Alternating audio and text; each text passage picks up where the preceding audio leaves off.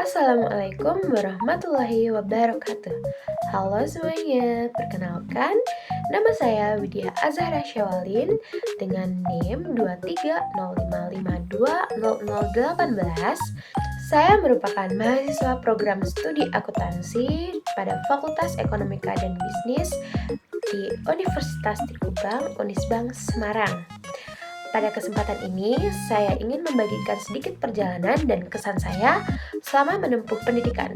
Kalau dengar kata akuntansi, pasti yang kebayang langsung kalkulator, angka ribet, dan laporan yang harus balance kan? Nggak salah sih, tapi selama kuliah di sini, saya sadar akuntansi itu lebih ke seni ngatur strategi. Kita dilatih buat mikir kritis, teliti, dan problem solving. Dosen-dosen di prodi akuntansi Unisbank itu asik-asik dan kompeten banget. Mereka sering sharing pengalaman di dunia kerja. Jadi kita tahu, oh ternyata ilmu yang kita pelajarin itu kepakainya kayak gini tuh di dunia nyata. Terus kenapa sih kuliah di Unisbank? Karena kampus ini tuh support banget buat kita berkembang. Dengan tagline Digital Youth Entrepreneur University, kita dilatih untuk melek teknologi dan punya mindset entrepreneur. Fasilitasnya oke, circle pertemanannya sehat, dan yang penting banyak banget wadah untuk kita update soft skill lewat berbagai organisasi. Pokoknya, masuk akuntansi di Unisbank itu worth it banget. Buat kalian yang lagi nonton, yuk semangat jadi akuntan muda yang gak cuma jago ngitung, tapi juga jago berinovasi. Nah, pada kesempatan kali ini, saya akan menyampaikan pembahasan yang tentunya gak jauh-jauh dari akuntansi. Untuk pembahasannya, mari kita simak penjelasan berikut ini. Halo semuanya, pada kesempatan ini kita akan membahas mengenai penetapan status dan tindak lanjut pengawasan Bank Perekonomian Rakyat dan Bank Perekonomian Rakyat Syariah berdasarkan Peraturan Otoritas Jasa Keuangan Nomor 28 Tahun 2023. Lalu, mengapa OJK menerbitkan POJK Nomor 28 Tahun 2023 ini? Karena perkembangan industri perbankan rakyat saat ini menuntut pengawasan yang jauh lebih ketat dan responsif. Regulasi baru ini lahir sebagai turunan langsung dari Undang-Undang Nomor 4 Tahun 2023 tentang pengembangan dan penguatan sektor keuangan atau UU P2SK. OJK mencabut aturan lama karena dinilai sudah tidak relevan. Dinamika industri perbankan rakyat saat ini menuntut pengawasan yang jauh lebih ketat dan responsif. Tujuan utamanya adalah untuk menciptakan sistem deteksi dini atau early warning system, sehingga potensi masalah pada BPR atau BPR syariah dapat diredam sebelum memicu krisis sistematik. Dengan adanya tuntutan deteksi dini dari regulator, maka peran unit pengawasan internal di dalam tubuh bank itu sendiri menjadi sangat krusial. Mari kita lihat bagaimana posisi pada slide berikutnya. Ada 4 perbedaan mendasar yang mengubah total cara kita mengelola risiko bank. Yang pertama, dari segi fokus pengawasan. Dulu, pengawasan kita cenderung reaktif. Kita baru bergerak setelah melihat ada rapor merah di laporan bulanan atau tahunan. Sekarang, di POJK nomor 28, pendekatannya berubah 180 derajat menjadi sangat proaktif. Aturan baru ini adalah sistem deteksi dini, mencegah api membesar sebelum membakar rumah.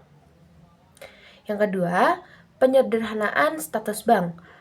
Kalau dulu kita kenal istilah pengawasan normal, intensif, dan khusus, sekarang terminologinya dipertegas dan disederhanakan menjadi 3 fase kritis, yaitu normal, dalam penyihatan, dan dalam resolusi.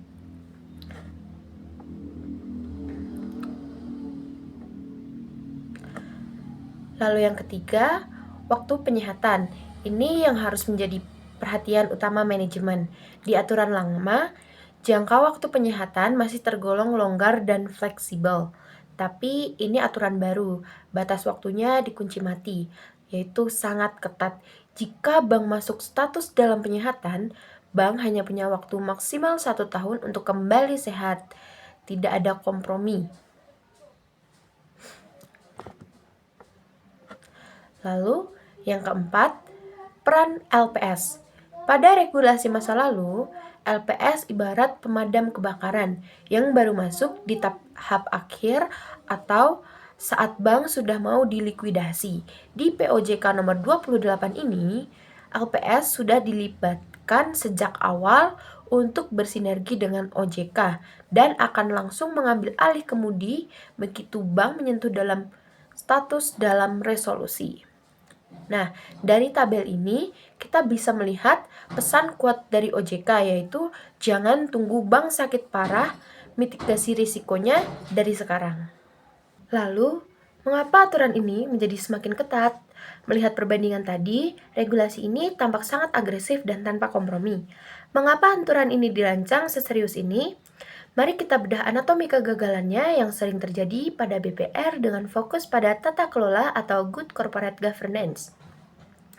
Faktor yang pertama yaitu adanya dominasi kepentingan pemilik atau conflict of interest.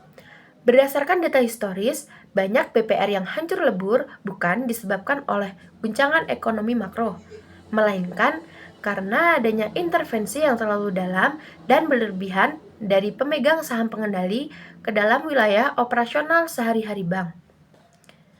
Faktor yang kedua adalah maraknya praktik fraud internal. Ini adalah kasus klasik yang terus menjerat industri BPR. Contohnya, seperti pencairan kredit fiktif dengan mencatut nama orang lain, hingga praktik insider lending, yaitu penyaluran kredit kepada keluarga, kerabat, atau kolega dekat pengurus bank tanpa melalui prosedur analisis kredit yang benar dan objektif. Sebagai solusi konkretnya atas kelemahan tata kelola ini, POJK nomor 28 tahun 2023 memberikan senjata pamungkas kepada OJK berupa penegakan GCG yang sangat kaku. OJK kini dibekali wewenang penuh untuk langsung memecat oknum pengurus bank yang terbukti melakukan fraud tanpa harus menunggu birokrasi berbelit-belit seperti pelaksanaan RUPS. Ketika OJK menerapkan standar setegas itu untuk memberantas fraud dan intervensi, pertanyaannya adalah, siapa yang menjadi mata dan telinga pertama di dalam bank untuk menghentikan kehancuran ini? Nah, disinilah kita masuk pada pembahasan mengenai agensi Satuan Kerja Audit Internal atau SKAI. Dalam industri perbankan, dikenal konsep Three Line of Defense atau 3 lini pertahanan. Ketika manajemen di lini pertama dan unit manajemen risiko di lini kedua terbukti gagal mengidentifikasikan atau menghentikan pemburukan rasio keuangan, maka SKAI yang ada di lini pertahanan ketiga wajib menjadi benteng terakhir. SKAI memikul tanggung jawab untuk memberikan penilaian yang penuh independen dan objektif kepada Dewan Komisaris. Oleh karena itu, fungsi SKAI harus bertransformasi secara fundamental. SKAI tidak boleh lagi bekerja sebagai historical reporter atau pencatat sejarah yang hanya mengaudit kesalahan masa lalu.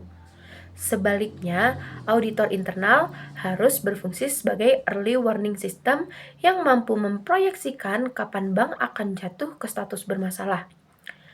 Selain aspek finansial, SKAI juga berfungsi melakukan mitigasi risiko hukum. Auditor harus memastikan kepatuhan mutlak seluruh jajaran pengurus bank terhadap setiap instruksi tertulis yang dikeluarkan oleh OJK, demi menghindari jeratan sanksi pidana perbankan yang dapat merusak keberlangsungan hidup institusi. Agar fungsi vital dan ganda tersebut dapat berjalan maksimal, auditor internal membutuhkan pendekatan pengawasan yang jauh lebih modern. Terdapat 3 pendekatan utama yang harus diterapkan auditor di lapangan. Pertama, penerapan continuous auditing, di mana auditor memanfaatkan analitik data untuk memantau pergerakan cash ratio dan non-performing loan atau NPL secara harian, bukan sekedar audit tahunan saja. Yang kedua, auditor harus menggeser peran menjadi trusted advisor yang memberikan rekomendasi perbaikan aplikatif kepada Dewan Komisaris dan direksi. Yang ketiga, auditor wajib berfokus pada root cause analysis untuk membongkar secara mendalam mengapa sih sistem deteksi di lini pertama dan kedua bisa kebobolan. Setelah memahami peran sentral dari audit internal, kita perlu mengetahui indikator kesehatan keuangan apa saja yang secara spesifik diawasi oleh OJK. Nah, berikut penjabarannya. Pendekatan modern yang pertama adalah penerapan continuous auditing atau audit berkelanjutan. Untuk menghasilkan early warning system yang andal, Sky tidak bisa lagi mengandalkan metode audit periodik tradisional yang hanya dilakukan setahun sekali atau per semester. Auditor dituntut memanfaatkan teknologi analitika, data guna memantau pergerakan cash ratio dan non-performing loan atau NPL secara harian atau real time. Jika ada anomali sekecil apapun, alarm peringatan dini internal bisa langsung diaktifkan. Pendekatan yang kedua adalah pergeseran peran menjadi trusted advisor atau penasihat terpercaya. Sky tidak boleh hanya bertindak sebagai polisi internal yang hobi mencari kesalahan aja. Ketika memberikan temuan atau peringatan, auditor wajib menyertakan rekomendasi perbaikan dan solusi strategi yang aplikatif bagi dewan komisaris dan direksi agar bank tidak melosok ke status dalam penyehatan. Pendekatan yang ketiga adalah fokus pada root cause analysis atau analisis akar masalah. Ketika lini pertahanan pertama dan kedua gagal mendeteksi pemburukan rasio keuangan, Sky tidak boleh sekedar melaporkan penurunan angkanya saja. Auditor harus membongkar habis mengapa sistem deteksi di lini pertahanan pertama bisa kebobolan, apa karena kompetensi SDM yang kurang, adanya intervensi dari pihak tertentu, atau karena kelemahan pada sistem teknologi informasi. Analisis akar masalah ini penting agar kelemahan yang sama tidak terulang kembali di masa depan. Selanjutnya, ada pengawasan berbasis digital atau era OBOK. Tuntutan agar Sky bergerak menggunakan analitik data digital sebenarnya sangat sejalan dengan pengawasan eksternal yang dilakukan oleh OJK saat ini, yang mana kita telah memasuki era OBOX. Nah, apa sih OBOX itu? OBOX merupakan singkatan dari OJK Box, sebuah regulasi pengawasan modern yang menuntut seluruh bank untuk terhubung secara digital dengan sistem pelaporan OJK. Melalui infrastruktur ini, OJK menerapkan monitoring real time. OJK tidak lagi pasif menunggu tumpukan laporan kertas yang dikirimkan bank di akhir bulan. Dengan menarik data langsung dari sistem core banking milik BPR secara elektronik, OJK bisa melihat pergerakan dana secara seketika. Sebagai contoh, jika terjadi penarikan dana secara massal oleh nasabah atau rush money di suatu BPR pada hari itu juga, OJK bisa mengetahuinya saat itu juga.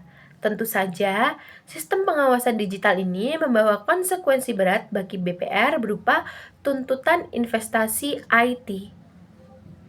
BPR diwajibkan untuk mengupgrade dan menyelaraskan sistem core banking mereka agar kompetitif.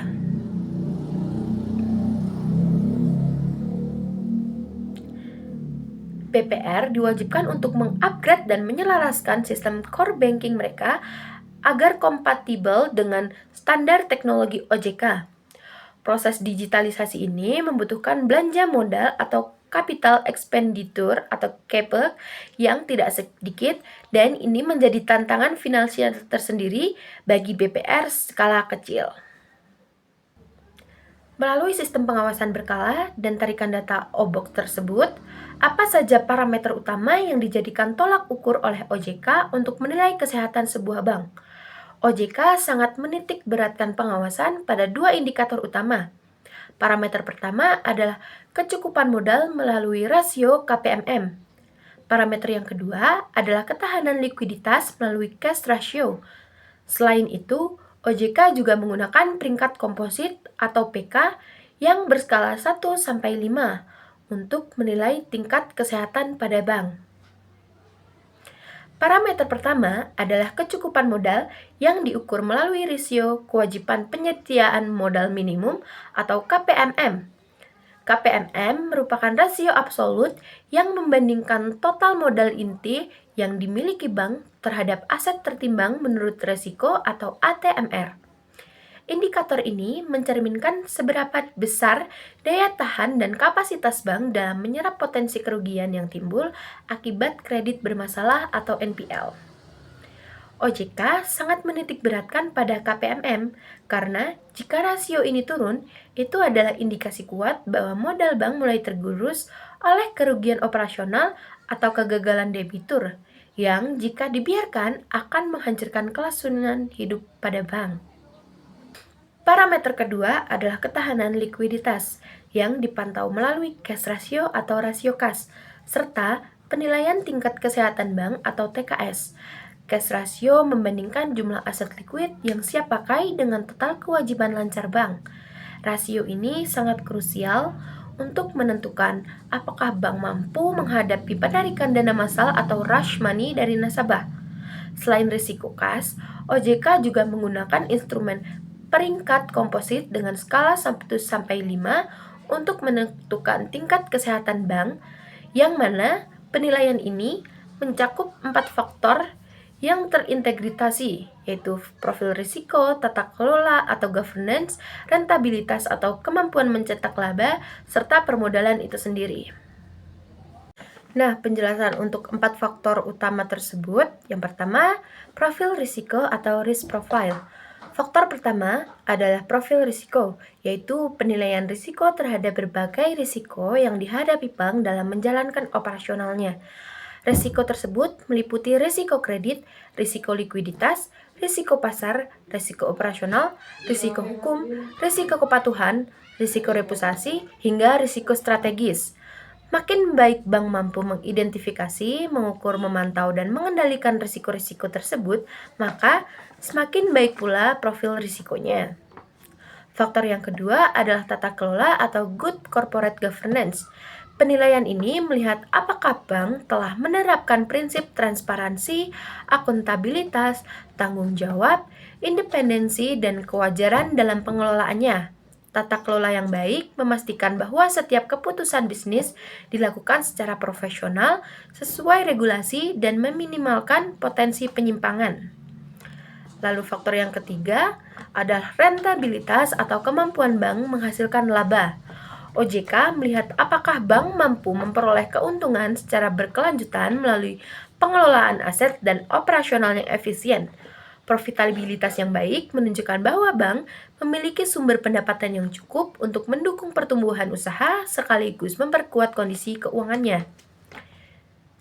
Lalu faktor yang keempat adalah permodalan, yaitu kecukupan modal yang dimiliki bank untuk menyerap potensi kerugian akibat berbagai risiko. Modal yang kuat menjadi bantalan keuangan ketika terjadi kondisi yang tidak diharapkan, sehingga bank tetap mampu menjalankan operasionalnya dan memenuhi kewajibannya kepada nasabah. Nah, dari keempat faktor tersebut dinilai terpadu oleh OJK untuk menghasilkan peringkat komposit tingkat kesehatan bank. Semakin baik hasil penilaian pada masing-masing faktor, semakin tinggi pula tingkat kesehatan bank, yang mencerminkan kemampuan bank dalam menjalankan operasional secara aman, stabil, dan berkelanjutan.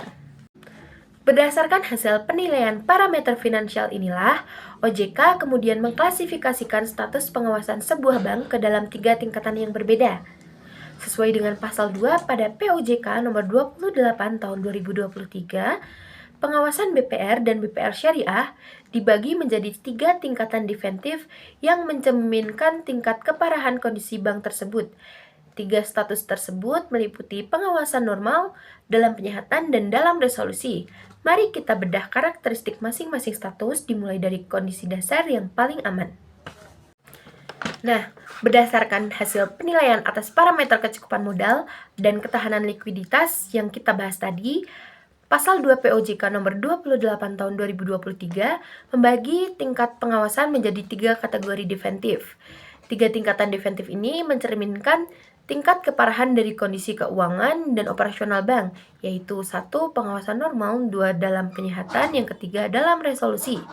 Nah, mari kita perhatikan matriks angka yang sangat ketat pada slide ini. Sebuah bank diklasifikasikan berada dalam status normal atau zona aman apabila rasio modalnya atau KPMM-nya berada di angka yang sama atau lebih besar dari 12% dan indikator likuiditasnya atau cash ratio-nya berada di angka yang sama atau lebih besar dari 5%. Namun, bank akan langsung didegradasi masuk ke dalam status dalam penyehatan atau zona waspada jika modalnya mulai tergerus di bawah 12% hingga batas minimal 2% atau ketersediaan kasnya menipis hingga di bawah 5%.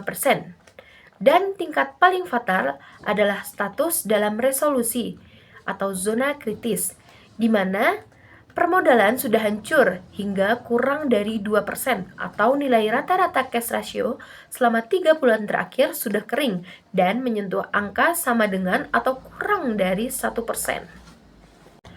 Untuk memberikan pemahaman yang lebih mendalam mengenai implikasi dari masing-masing tingkatan status tersebut, mari kita bedah dinamika yang terjadi di setiap fasenya. Fase pertama adalah pengawasan normal atau status normal. Status ini menandakan perbankan berada di dalam kondisi yang sangat sehat. Permodalannya kuat di atas 12% dan uang kasnya memadai di atas 5%. Di fase ini, OJK biasanya hanya melakukan pemantauan rutin. Namun, jika otoritas mulai melihat ada bibit masalah minor di lapangan, OJK berhak meminta manajemen membuat rencana tindak lanjut sebagai langkah pencegahan dini sebelum masalah membesar. Fase yang kedua adalah dalam penyehatan, yaitu status waspada atau lampu kuning. Ini adalah fase peringatan keras di mana bank dinyatakan sakit. Di status ini, bank hanya diberi waktu maksimal 1 tahun saja untuk memperbaiki kinerjanya agar bisa kembali sehat. OJK akan melakukan tindakan tegas seperti membatasi ruang gerak direksi, melarang ekspansi, dan memaksa pemegang saham menyuntikkan modal tambahan. Fase yang ketiga adalah dalam resolusi, atau statusnya kritis atau gagal bayar. Fase ini adalah titik paling parah di mana bank divonis gagal nafas dan seluruh upaya internal dari pengurus bank sudah menemui jalan buntu. Kondisinya hancur lebur, ditandai dengan permodalan yang tersisa 2% atau mungkin kurang, kas yang benar-benar kering di angka 1% ke bawah, atau bank tersebut memang gagal sembuh setelah masa penyehatan 1 tahunnya habis. Pada titik ini, nasib bank diserahkan sepenuhnya ke tangan LPS.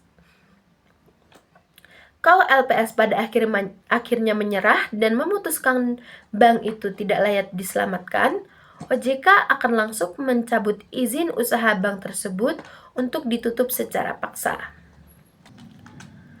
Satu hal menarik yang wajib kita soroti dalam POJK ini adalah aturan mengenai bank yang berada di bawah status pengawasan normal.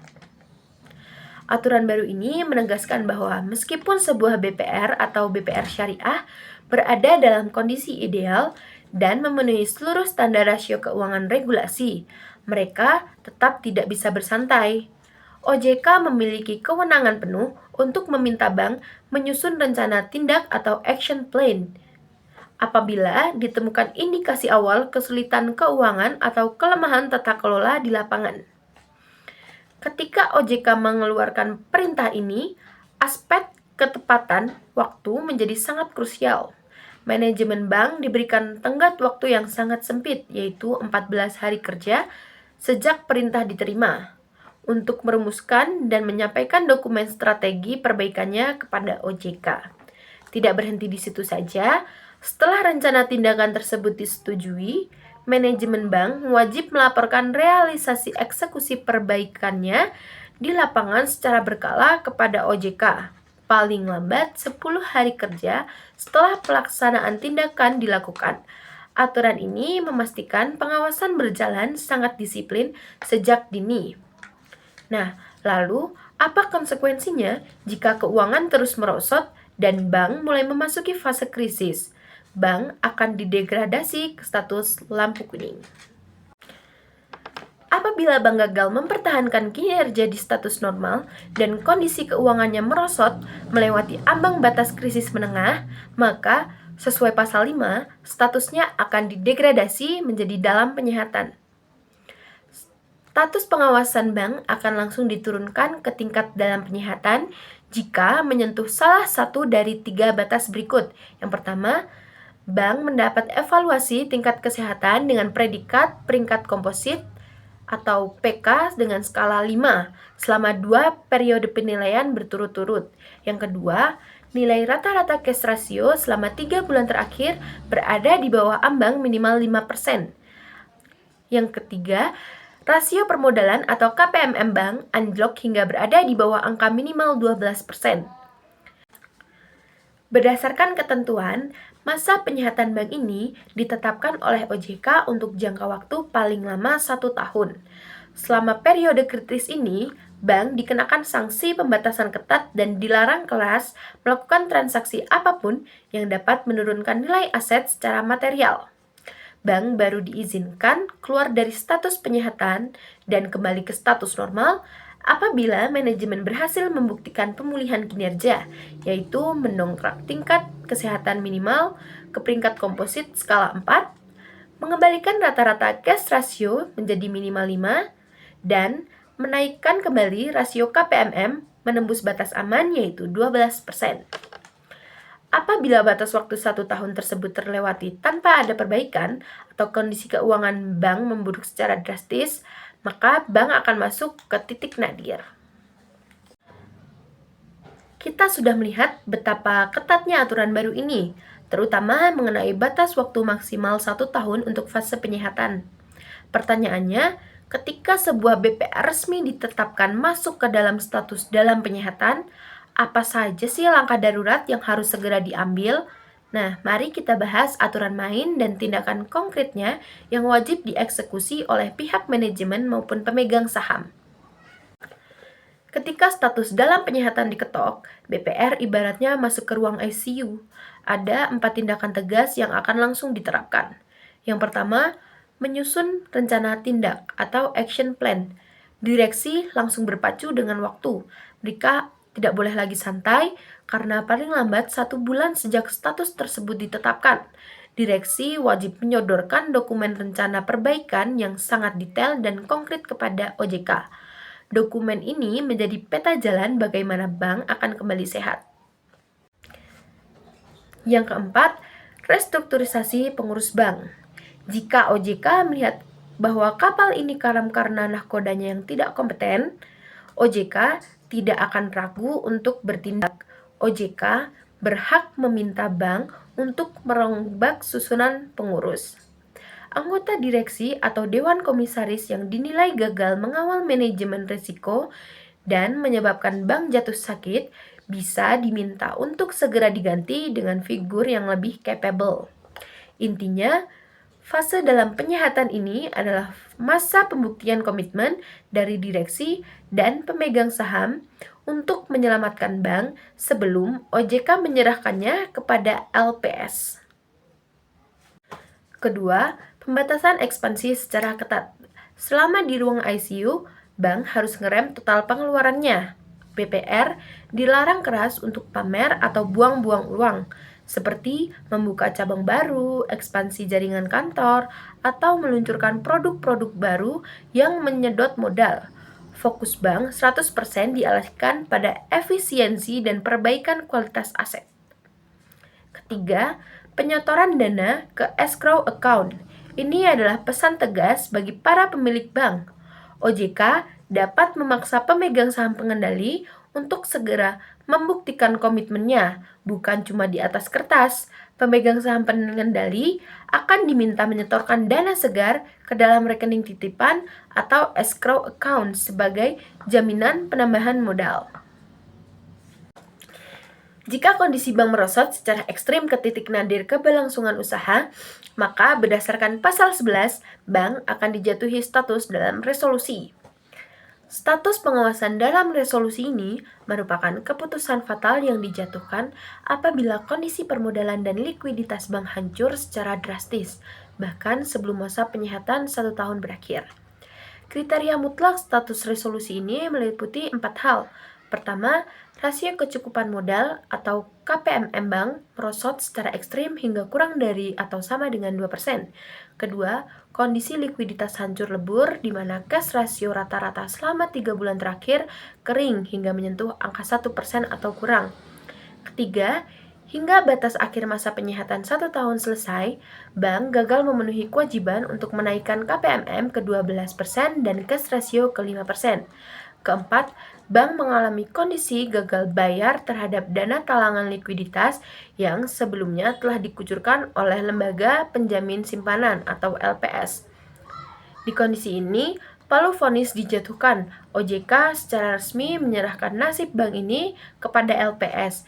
LPS akan turun tangan memutuskan apakah bank ini masih ada harapan untuk dijual atau diakuisisi oleh investor lain atau dibiarkan mati. Jika LPS memutuskan untuk tidak menyelamatkannya, OJK akan langsung mencabut izin usaha atau likuidasi dan menutup bank tersebut secara permanen. Dalam menghadapi kondisi bank yang hancur atau bermasalah parah, otoritas dibekali dengan kekuatan hukum yang absolut. Sesuai pasal 16, OJK memiliki wewenang penuh untuk mengambil alih kendali bank bermasalah secara paksa dan mengesampingkan hak-hak pemilik asli. Intervensi radikal ini meliputi pembatasan hak-hak rapat umum pemegang saham atau RUPS, melakukan pemecatan langsung seketika terhadap anggota direksi dan dewan komisaris, hingga memaksa pemegang saham pengendali untuk segera menyetorkan modal tambahan dari aset pribadinya. Jika pemilik sudah tidak sanggup, OJK dapat memaksa bank tersebut untuk melakukan penggabungan atau merger dengan bank lain. OJK juga berwenang menunjuk pengelola statuter, yaitu pihak ketiga yang ditunjuk OJK untuk pembekuan seluruh fungsi manajemen lama dan mengambil alih pengelolaan bank secara total. Intinya, ketika bank sakit parah, OJK berkuasa menyingkirkan pemilik dan pengurus lama tanpa bisa intervensi atau dilawan oleh pihak bank. Ketegasan intervensi ini juga sejalan dengan penegakan sanksi hukum yang berat bagi oknum manajemen yang mencoba menghalangi atau mengabaikan OJK. Tindakan intervensi OJK yang memaksa bank untuk bergabung tersebut sebenarnya melahirkan tren baru di industri keuangan, yaitu tren konsolidasi dan merger sebagai opsi penyelamatan yang logis. Ketika pemegang saham pengendali sudah angkat tangan dan tidak memiliki kemampuan finansial lagi untuk menyuntikkan modal segar agar KPMM kembali ke angka 12%, maka melakukan merger atau penggabungan dengan BPR lain yang lebih sehat adalah jalan keluar terbaik. Tren konsolidasi ini berjalan beriringan dengan agenda besar OJK yang menerapkan kebijakan Single Presence Policy. OJK sengaja mendesain regulasi ini untuk mengurangi jumlah kuantitas BPR di Indonesia yang terlalu banyak, agar industri perbankan rakyat ke depannya diisi oleh jumlah bank yang lebih sedikit, namun memiliki pondasi modal yang raksasa serta dikelola secara profesional. Opsi merger ini membawa keuntungan strategis yang besar bagi bank, seperti skala ekonomi yang menjadi jauh lebih besar, terciptanya efisiensi biaya operasional karena penyatuan sistem kantor, IT, dan SDM, serta membuat bank memiliki daya tahan yang jauh lebih kuat dan meredam risiko kredit macet atau NPL. Kemudian, sanksi dalam POJK ini dirancang dengan sifat sanksi bertahap yang bergerak di area administratif hingga ranah hukum pidana. Level awal diisi oleh sanksi administratif. Jika bank atau oknum pengurus terbukti lalai atau tidak patuh, sanksi akan dimulai dari pemberian teguran tertulis, denda finansial, hingga tindakan pembatasan atau penghentian sebagian kegiatan usaha bank. Jika pelanggaran berat terus dilanjutkan atau pengurus terbukti melakukan kecurangan, OJK akan menjatuhkan sanksi daftar hitam atau blacklist. Oknum tersebut akan dimasukkan ke dalam daftar pihak utama yang dilarang aktif, yang artinya mereka dilarang seumur hidup untuk menjadi pengurus atau memiliki saham di seluruh industri jasa keuangan di Indonesia. Dan tingkat paling maksimal apabila manajemen dengan sengaja dan sadar menolak melaksanakan perintah tertulis yang dikeluarkan OJK untuk penyihatan bank, maka OJK akan langsung menyerahkan kasus tersebut ke ranah hukum untuk diproses menggunakan sanksi pidana perbankan yang berujung pada hukuman penjara. Setelah kita membedah berbagai instrumen pengawasan, sanksi hingga tindakan tegas yang disiapkan oleh OJK, tentu muncul satu pertanyaan krusial di benak kita semua. Kapan tepatnya semua aturan ketat ini mulai berlaku secara penuh? Untuk menjawabnya, mari kita cermati ketentuan peralihan dan batas waktu kepatuhan yang telah ditetapkan. Terkait pemberlakuan aturan ini, ada 3 poin transisi yang wajib menjadi perhatian utama manajemen. Pertama, efektivitas langsung. Jangan berpikir kita masih punya banyak waktu untuk bersantai.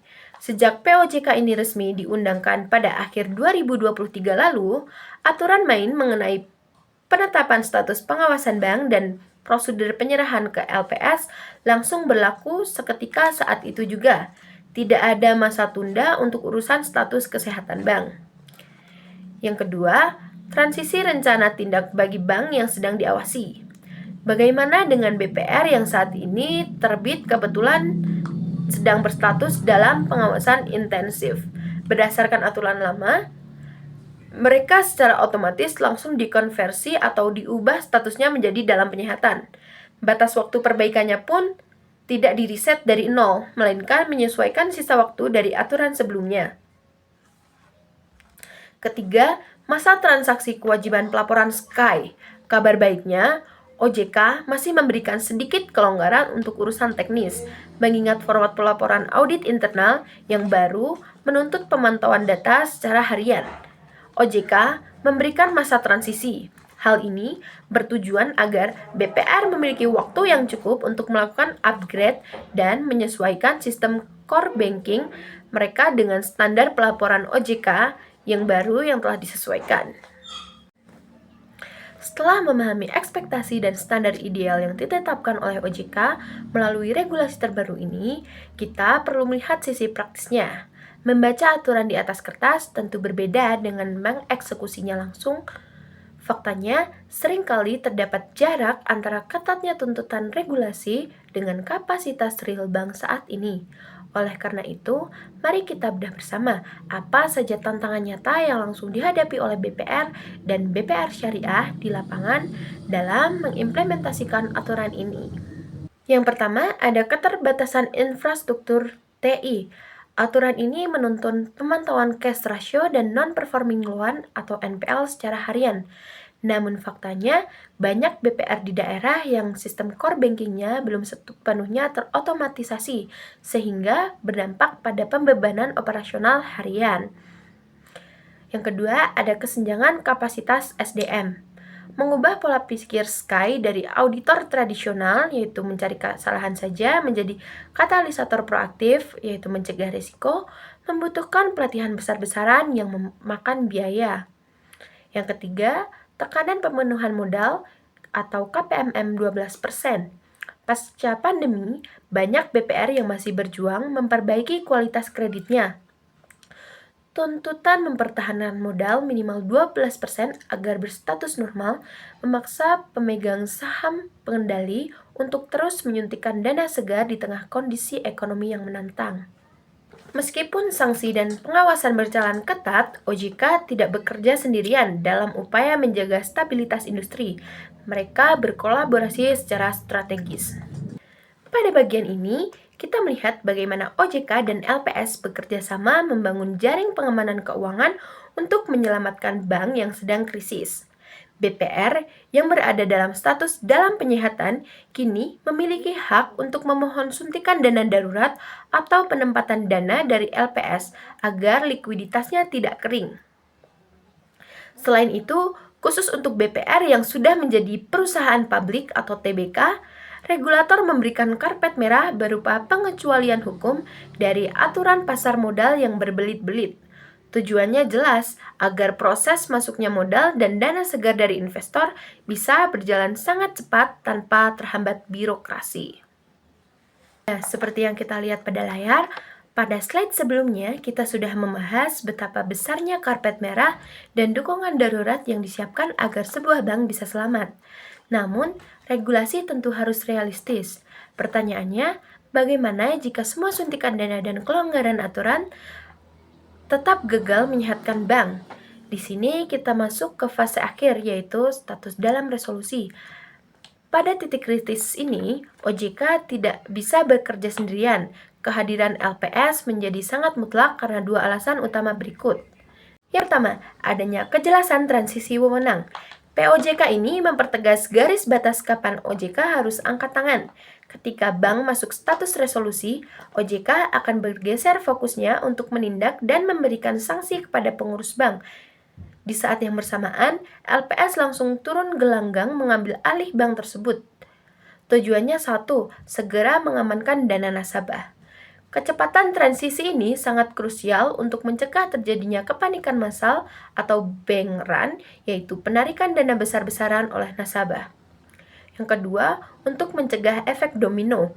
Kita mungkin berpikir bahwa BPR skalanya kecil, jadi dampaknya tidak seberapa. Kenyataannya tidak demikian. Kebangkrutan satu BPR di satu daerah, jika tidak ditangani dengan sangat cepat oleh LPS, bisa menghancurkan kepercayaan masyarakat pedesaan terhadap sistem perbankan keseluruhan. Jika masyarakat sudah takut menabung di bank, roda ekonomi daerah tersebut bisa mandek. Nah, jadi itulah alasan mengapa sinergi yang cepat antara OJK dan LPS di fase akhir ini bukan sekedar prosedur administratif saja, melainkan langkah penyelamatan ekonomi masyarakat. Di sisi internal, menghadapi regulasi baru yang ketat ini, Satuan Kerja Audit Internal atau SKAI dituntut untuk mengubah strategi mereka menjadi pemeriksaan berbasis risiko atau risk-based internal audit. Auditor wajib memprioritaskan energinya pada dua area krusial, yaitu audit integritas data keuangan untuk memastikan tidak ada manipulasi data aset atau kredit, serta audit validasi action plan untuk memastikan rencana penyehatan benar-benar dieksekusi di lapangan. Langkah defensif ini sangat vital guna mencegah terjadinya kecurangan atau fraud internal saat bank sedang berjuang untuk pulih. Yang pertama, audit integritas data keuangan untuk mencegah ilusi kesehatan bank. Poin ini menyoroti bahaya manipulasi kualitas aset, terutama kredit atau pinjaman nasabah yang merupakan urat nadi dan aset terbesar sebuah bank. Mengapa klasifikasi NPL atau kredit macet sering dimanipulasi? Ketika seorang nasabah mulai gagal bayar, bank secara regulasi wajib menyiapkan bantalan atau mencadangkan dana kerugian. Dalam perbankan disebut CKPN atau cadangan kerugian penurunan nilai atau PPAP. Semakin buruk status kreditnya, semakin besar dana yang harus ditahan. Masalahnya, dana cadangan ini diambil dari laba dan langsung memotong modal bank. Untuk menghindari modalnya tergerus, oknum manajemen seringkali menyembunyikan status kredit macet ini untuk merekayasa-kannya agar di sistem tetap terlihat berstatus lancar. Mekanisme terciptanya rasio KPMM palsu.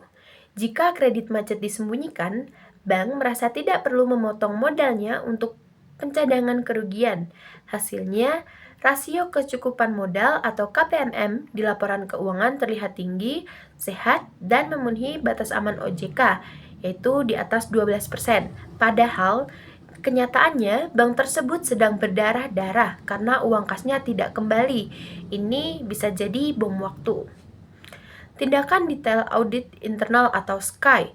Auditor tidak boleh sekedar percaya pada sistem, mereka harus melakukan substantif tes atau pengujian mendalam. Misalnya, mengecek apakah nasabah benar-benar membayar cicilan dari hasil usahanya, ataukah manajemen melakukan praktik evergreening, yaitu bank diam-diam memberikan pinjaman baru kepada nasabah macet tersebut yang uangnya semata-mata dipakai menutupi cicilan utang lamanya. Auditor harus berani membongkar ilusi ini. Selanjutnya yang kedua, audit validasi action plan, yaitu memastikan pemulihan data bukan hanya rekayasa. Ketika kondisi bank memburuk dan OJK meminta action plan atau rencana tindak, tekanan terhadap manajemen sangat masif. Di titik ini, auditor internal bertindak sebagai wasit independen yang mewakili kepentingan kebenaran. Rencana rekayasa pembukuan atau window dressing. Manajemen yang terdesak tenggat waktu dari OJK seringkali tergiur mencari jalan pintas. Mereka bisa saja menyetorkan laporan pemulihan palsu agar bank terlihat seolah-olah sudah sembuh dan terhindar dari sanksi turun status atau penutupan. Di atas kertas akuntansi, angkanya dibuat seimbang atau balance, namun tidak ada substansinya di dunia nyata. Tindakan detail auditor internal atau SKY. Auditor tidak bertugas mengecek apakah jurnal akuntansinya sudah seimbang, melainkan apakah kejadian ekonominya benar-benar terjadi. Contoh validasi setoran modalnya yaitu jika manajemen melaporkan kepada OJK bahwa pemegang saham telah menyuntikkan modal segar sebesar 10 miliar rupiah, auditor wajib melacak aliran dananya atau follow the money. Apakah uang 10 miliar tersebut mutlak masuk ke rekening giro bank di Bank Indonesia secara tunai? Auditor harus memastikan bahwa uang tersebut bukan hasil cuci piring. Misalnya, uang dari pemegang saham yang ternyata berasal dari pencairan kredit fiktif di bank itu sendiri, atau uang kantong kiri dipindahkan ke kantong kanan. Contoh validasi penjualan aset. Jika manajemen mengklaim telah melikuidasi aset bermasalah untuk menambah likuiditas, auditor harus mengecek apakah uang hasil penjualannya benar-benar sudah masuk ke kas bank, bukan sekedar komitmen di atas kertas saja. Nah, singkatnya, auditor internal bertindak sebagai garis pertahanan terakhir untuk memastikan OJK menerima fakta yang sebenar-benarnya di lapangan, sehingga langkah penyelamatan bank tidak didasarkan pada data fiktif saja. Setelah memahami konsep RBIA, langkah berikutnya adalah bagaimana SKY menerapkannya dalam praktik. Pendekatan RBIA menurut SKY untuk mengalokasikan sumber daya audit pada area yang memberikan risiko terbesar bagi organisasi. Oleh karena itu, terdapat 3 strategi praktis yang dapat diterapkan agar proses audit menjadi lebih efektif, efisien, dan memberikan nilai tambah bagi perusahaan. Yang pertama, fokus pada area berisiko tinggi. Strategi pertama adalah memprioritaskan audit pada area yang memiliki tingkat risiko tertinggi. SKY tidak perlu mengaudit seluruh cabang atau seluruh produk dengan intensitas yang sama. Sebaliknya, audit difokuskan untuk unit, bisnis, atau sektor yang memiliki potensi kerugian paling besar. Misalnya, sektor kredit dengan tingkat non-performing loan atau NPL yang tinggi, atau cabang dengan perputaran kas yang sangat besar. Dengan cara ini, sumber daya audit dapat dimanfaatkan secara optimal dan risiko yang paling signifikan dapat dikendalikan lebih awal. Namun, fokus pada area berisiko saja belum cukup. Agar risiko dapat dideteksi dengan lebih cepat, SKY juga perlu memanfaatkan data sebagai dasar pengambilan keputusan. Yang kedua, pemanfaatan data sederhana. Strategi kedua adalah memanfaatkan analisis data. Meskipun dimulai dari teknik yang sederhana, misalnya, SKY dapat membandingkan pola penarikan dana nasabah menjelang hari raya, memantau tren peningkatan tunggakan kredit, atau melihat perubahan transaksi yang tidak biasa. Analisis sederhana seperti ini dapat berfungsi sebagai early warning system, sehingga potensi risiko dapat diidentifikasi lebih dini sebelum berkembang menjadi permasalahan yang lebih besar atau bahkan memerlukan intervensi regulator. Setelah risiko berhasil diidentifikasi melalui prioritas audit dan analisis data, langkah selanjutnya adalah memastikan hasil audit benar-benar memberikan solusi yang dapat diterapkan oleh manajemen. Yang ketiga, rekomendasi bersifat korektif dan preventif. Strategi terakhir adalah menyusun rekomendasi audit yang tidak hanya menjelaskan temuan, tetapi juga memberikan langkah perbaikan yang konkret. Sebagai contoh, auditor tidak cukup hanya melaporkan bahwa rasio kas turun menjadi 4%, tetapi juga perlu merekomendasikan tindakan seperti menghentikan sementara ekspansi kredit pada sektor tertentu, meningkatkan pengawasan likuiditas, atau mencairkan aset yang lebih likuid. Dengan demikian, hasil audit tidak hanya bersifat evaluatif, tapi juga menjadi dasar pengambilan keputusan yang dapat mencegah risiko terjadinya kembali. Nah, ketiga strategi ini menunjukkan bahwa pendekatan RBIA bukan sekedar mengubah cara melakukan audit, tapi juga mengubah peran Sky menjadi mitra strategis manajemen dengan memprioritaskan area berisiko, memanfaatkan data sebagai sistem peringatan dini, serta memberikan rekomendasi yang solutif. Sky dapat berkontribusi lebih besar dalam menjaga tata kelola, mengendalikan risiko, dan mendukung pencapaian tujuan organisasi. Selanjutnya, dampak strategi bagi ekosistem BPR atau BPR syariah. Regulasi yang sedemikian ketat ini tentunya tidak dibuat tanpa alasan. Lantas, apa sebenarnya impact atau dampak strategis dari bentuknya POJK ini bagi seluruh aktor dalam ekosistem BPR dan BPR syariah? Penerapan regulasi ini pada dasarnya mengubah cara main tiga pilar utama dalam ekosistem perbankan kita. Pertama, bagi para pemegang saham, aturan ini ibarat wake up call bahwa mereka tidak bisa lagi sekedar lepas tangan atau hanya duduk manis menunggu dividen akhir tahun. Regulasi ini memaksa pemegang saham untuk selalu sedia payung sebelum hujan. Mereka harus siap dengan buffer atau bantalan permodalan tambahan yang sewaktu-waktu bisa disuntikkan jika kinerja bank tiba-tiba merosot tajam. Yang kedua, bagi manajemen atau direksi. Tugas direksi kini jauh lebih kompleks. Manajemen tidak bisa lagi menggunakan kacamata kuda yang hanya fokus pada target ekspansi dan pertumbuhan kredit. Mulai sekarang, jajaran direksi dituntut untuk naik kelas dengan memiliki kompetensi manajemen krisis yang mumpuni. Mereka harus melek teknologi dan mampu membaca pergerakan data likuiditas secara real-time setiap harinya. Ketiga, bagi nasabah, ini adalah muara dari seluruh aturan ketat yang kita bahas dari tadi. Semua kerumitan dan ketatnya aturan bagi bank ini pada akhirnya bertujuan untuk memberikan perlindungan ekstra bagi masyarakat. Nasabah akan mendapatkan rasa aman yang jauh lebih tinggi karena dana kini terlindungi dari risiko keberangkrutan bank yang berlarut-larut. Berkat adanya jaminan intervensi yang sangat cepat dari kolaborasi OJK dan juga LPS. Untuk kasus nyata yang terjadi yaitu skandal restrukturisasi fiktif PT BPR Mentari Sejahtera.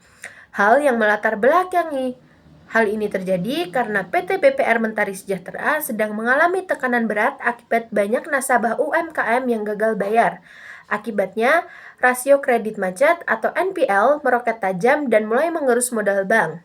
Akhir bulan ini, laporan internal menunjukkan rasio permodalan atau KPMM BPR Mentari anjlok ke angka 11%. Angka ini sangat berbahaya karena berada di bawah batas aman regulasi yaitu 12%. Jika angka ini dilaporkan apa adanya, OJK pasti akan menurunkan status BPR Mentari dari pengawasan normal menjadi dalam penyehatan, yang berarti ruang gerak direksi akan dikunci dan pemegang saham harus segera menyuntikkan dana segar. Skenario pelanggaran atau momen manipulasi. Direktur Utama BPR panik karena minggu depan tim pengawas OJK dijadwalkan datang untuk memeriksa rutin tahunan. Pemegang saham juga sudah mengancam tidak mau lagi menyuntikkan uang. Dalam rapat tertutup, Direktur Utama secara ringkasan menginstruksikan kepala bagian kredit untuk melakukan operasi penyelamatan. Caranya, merekayasa dokumen puluhan debitur yang sudah macet parah, seolah-olah mereka mengajukan perpanjang waktu bayar atau restrukturisasi. Tanda tangan nasabah pun dipalsukan dan arus kas direkayasa agar terlihat ada pembayaran cicilan. Nah, hasilnya secara ajaib, kredit yang tadinya macet berubah menjadi lancar. Pembukuan dimanipulasi sedemikian rupa hingga rasio KPMM yang tadinya hanya 11% melonjak naik menjadi 12,5%. Di atas kertas, bank terlihat sangat sehat. Namun, kecurangan ini terbongkar oleh auditor internal yang menolak untuk berkompromi. Akibatnya, OJK langsung menghentikan sebagian usaha bank, memecat direktur utama, memasukkannya ke dalam daftar hitam seumur hidup, dan menyerahkannya ke polisi untuk dipenjara karena pidana perbankan. Sebagai penutup, POJK nomor 28 tahun 2023 adalah wujud transformasi pengawasan preventif OJK yang memaksa BPR bertindak cepat menambal kebocoran modal dan kas sebelum bank tersebut bangkrut. Aturan ini juga memperkuat sinergi jaringan pengamanan darurat antara OJK dan NLPS. Namun pada akhirnya, sebaik apapun regulasi otoritas, keberhasilan kelangsungan hidup sebuah bank bergantung mutlak pada integritas auditor internal atau SKAI yang bertugas menjaga kejujuran pelaporan data dan memastikan kepatuhan hukum. Selesai sudah pembahasan kita kali ini. Ingatlah bahwa POJK nomor 28 tahun 2023 hadir bukan untuk mempersulit, melainkan untuk melindungi BPR dan BPR syariah kita melalui sistem deteksi dini yang responsif. Dengan kolaborasi yang kuat antara manajemen, auditor internal, OJK, dan juga LPS, kita optimis industri perbankan rakyat akan semakin kokoh menghadapi tantangan pada masa depan. Kesehatan sebuah bank sejatinya tidak hanya diukur dari deretan angka di atas kertas, tetapi dari keberanian kita untuk jujur pada keadaan. Mencegah lebih awal akan selalu lebih mulia daripada sekedar mengobati saat krisis tiba. Akhir kata, terima kasih atas waktu dan perhatian yang Anda berikan. Mohon maaf atas segala kekurangan dan sampai bertemu pada pembahasan berikutnya. Terima kasih. Wassalamualaikum warahmatullahi wabarakatuh.